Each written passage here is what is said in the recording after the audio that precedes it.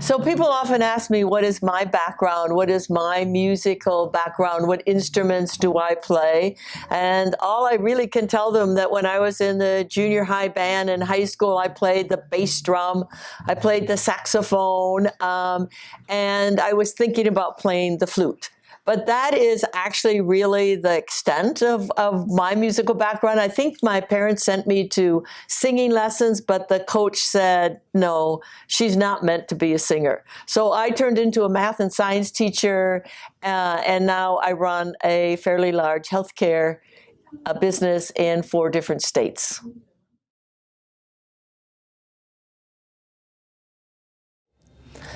So how, the question is, did somebody with a math and science background with actually really no musical skills get into the jazz business?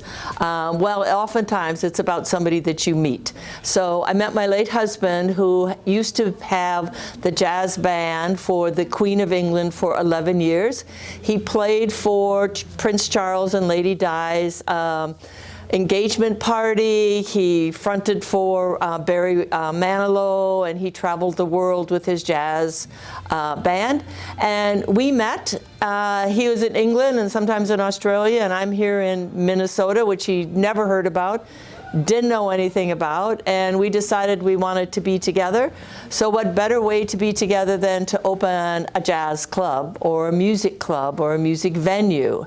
And we happened to drive by the place where we're at now, which is Crooners.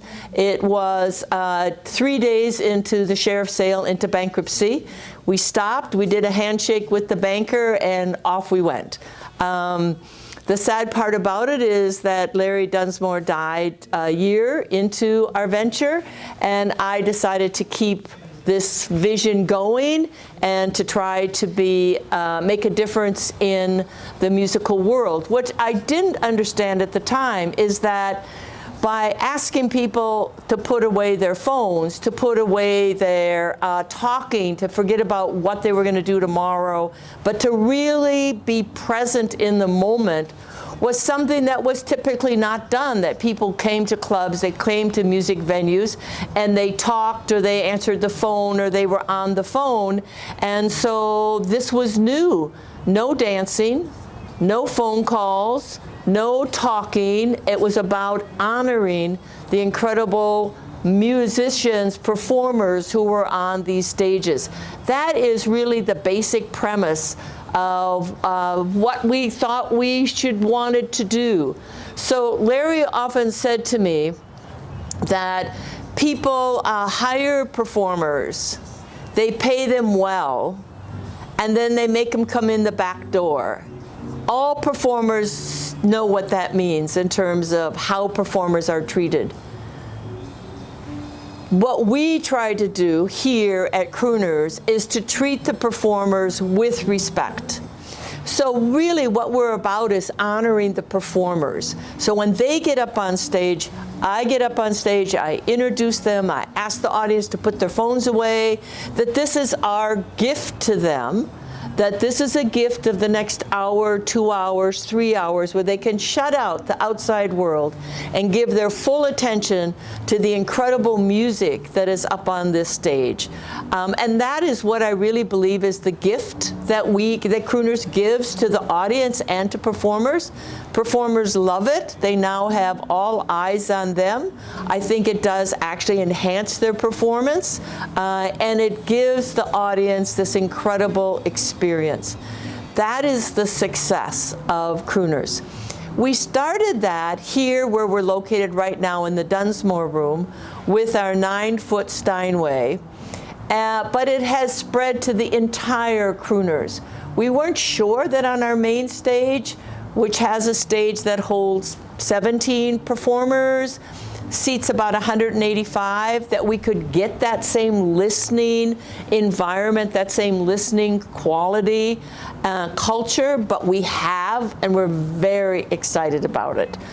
So no matter where you go, whether it's here in the Dunsmore room or in the main stage, you will find that same respectful of the performers, that listening environment.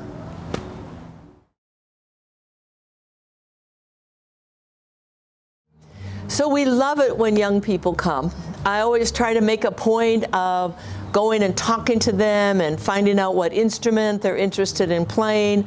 I met a young woman last night who was up on the stage with Shout Sister Shout, and she came and she said, I remember a couple of years ago when I wanted to play the Steinway, the 9-foot Steinway, and you had me come back and you let me play the Steinway. I will never forget that.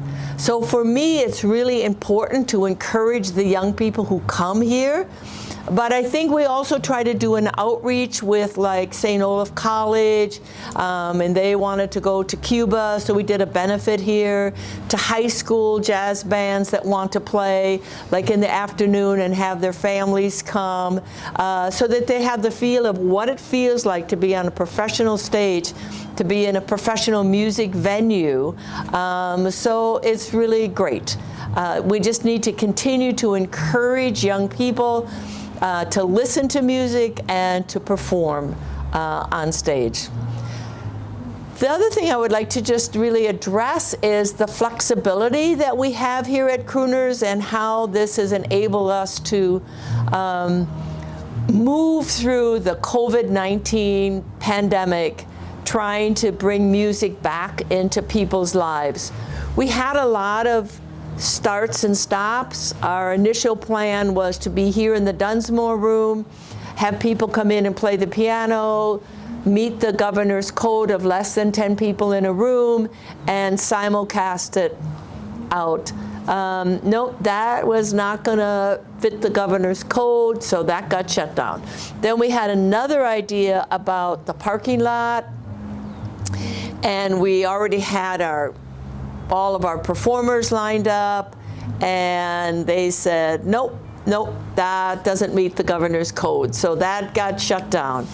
So then we did something which I thought was really quite smart on our part. We wrote the comment that we needed, the phrase that we needed, because we were convinced that we were safe.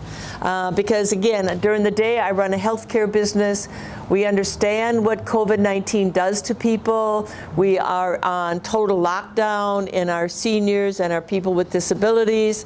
So I didn't want to put anybody who came to Crooners at risk because I know the seriousness of COVID-19. So our plan was that everybody would come in their cars. We would actually have the car doors open 6 feet apart. We had the parking lot labeled. We rented a stage that was 5 feet off the ground, and that people had their distance. We were delivering food in takeout containers. There was no alcohol.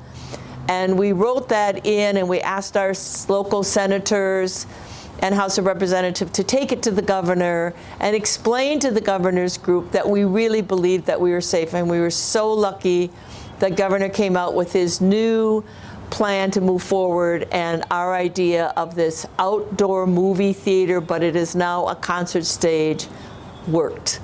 So we started fairly quickly, and then all of a sudden the city said, yes, it's a great idea. The state said it's a great idea. So since June 1st, we've been having the outdoor stage with people in their cars. As we got better at this and people got more comfortable, we started to have tables on the outside. I think the 100-degree heat in the cars also helped it, but we were broadcasting to the cars on our own radio station as well as to Jazz 88. We then set up tables that were 6 feet apart. We have all the safety precautions. We ultimately got tents. We got a stage. We have in the parking lot, we have it denoted, this is table number 690, this is table this is table that. The tables don't move, they are socially distanced apart. And we have had huge success. We usually have like a 4 o'clock show, and then we'll have a 7 o'clock show. We're always done by 9 o'clock, so we don't keep the neighbors up. So we've been able to bring music back to people in this safe COVID-19 environment, and we're very happy about that. And the first thing I always say to people when I get up on the stage is, before I introduce anybody, I want to thank you for supporting live music, because that is really what we have tried to do during this pandemic, is to have people support live music, to keep performers performing, to keep music in our heart, and to make our souls fly.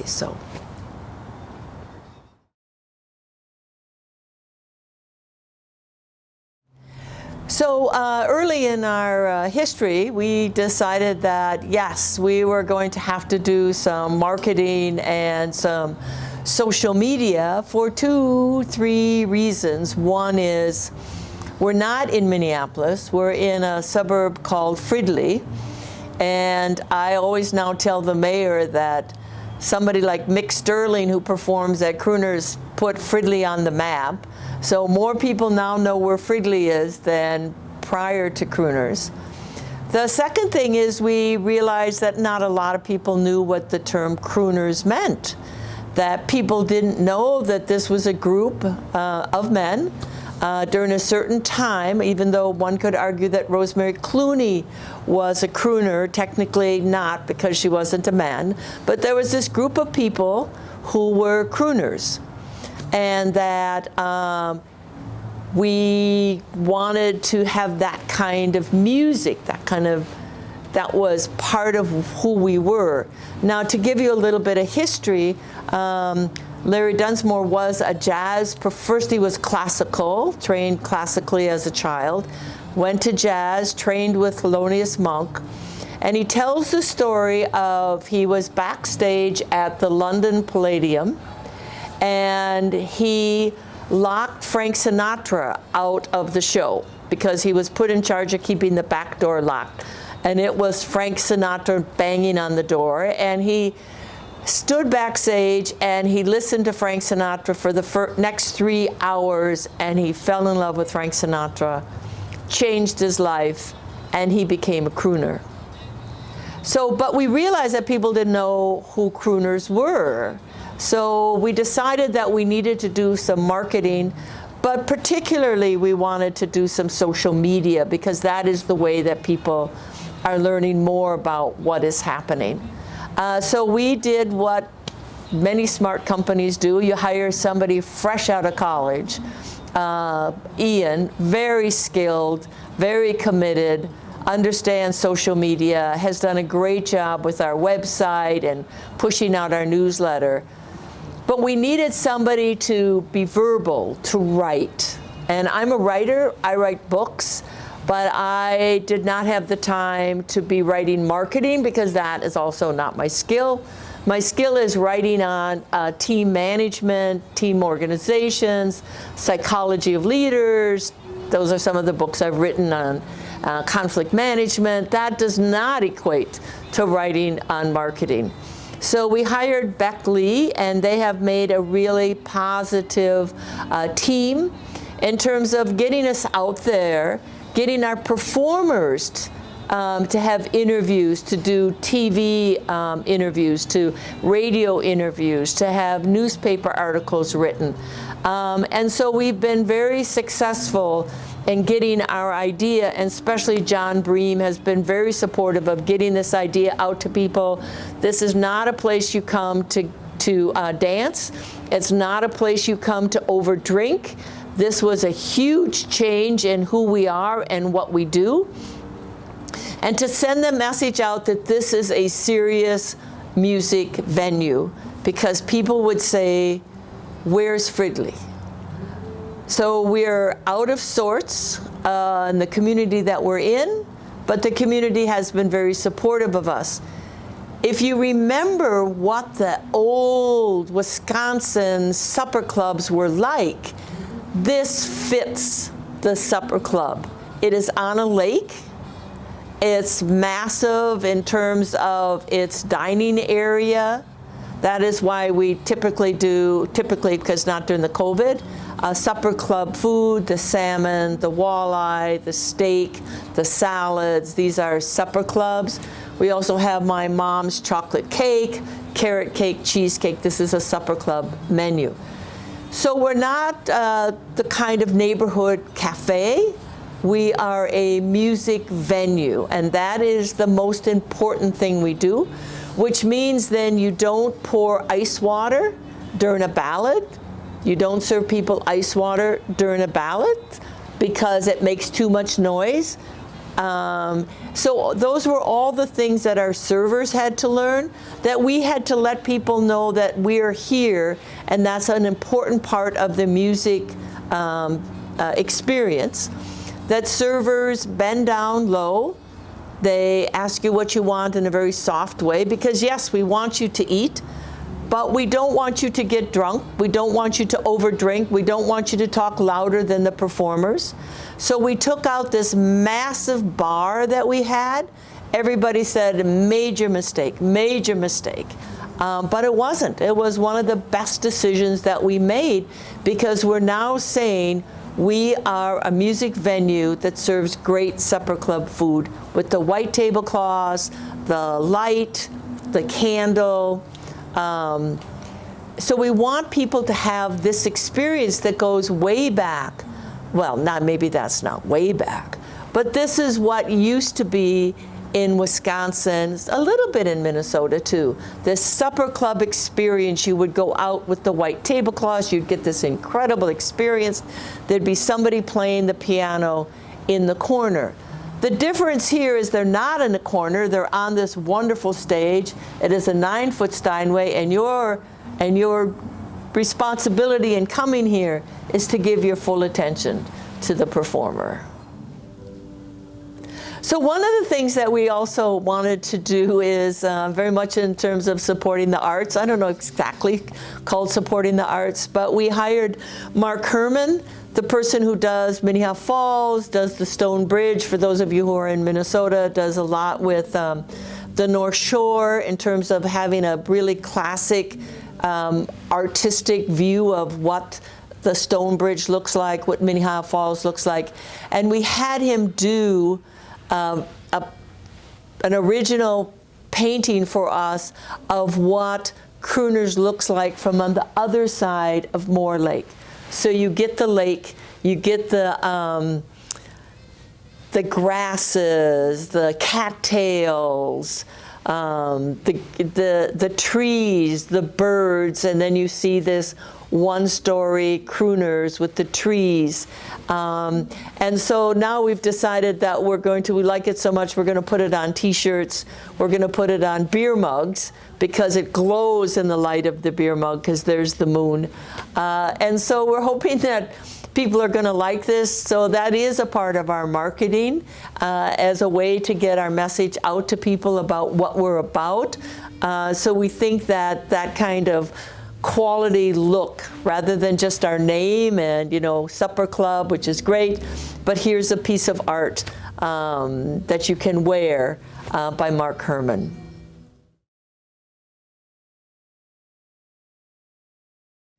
So there's so many people to thank, but when I get up to stage, the first people I thank are the people in the audience for supporting live music, because without them, we would not be here. And then I thank the performers who make a commitment to come to Crooners, who want to be a part of the Crooners family. And then, of course, Lawrence Dunsmore, my late husband, who was the inspiration in terms of listening only, no dancing, that's the culture, great food. I would be remiss not to thank my mother, Margaret, who lived to be 100 years and 40 days, who came every day to Crooners with me, listened to all kinds of jazz, all serious jazz, applauded in the correct places. Performers loved her because she was so attentive and so loved music. Then there are people like Andrew, the music director, Ian, social media, back marketing, and really all the people who have pushed Crooners forward and made Crooners successful. So thank you to all the people who come to Crooners, who enjoy the experience and continue to tell people that this is a place to come. Thank you.